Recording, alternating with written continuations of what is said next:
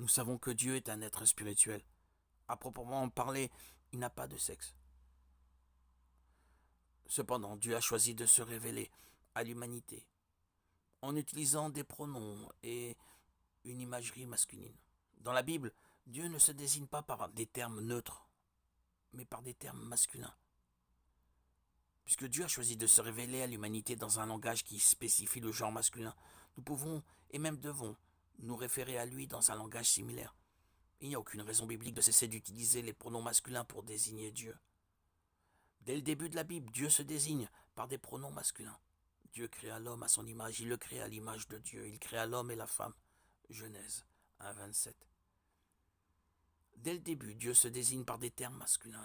L'hébreu ancien n'avait pas de pronom grammaticalement neutre, de sorte que tous les éléments étaient intentionnellement dotés d'un genre grammatical masculin ou féminin. Ce pronom était délibéré. Dans l'Ancien Testament, les pronoms se référant à Dieu sont grammaticalement masculins.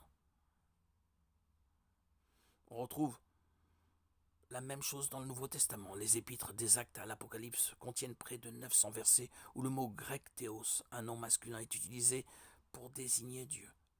Bien que le grec koine ait des termes neutres en termes de genre, Dieu est toujours désigné par le genre masculin.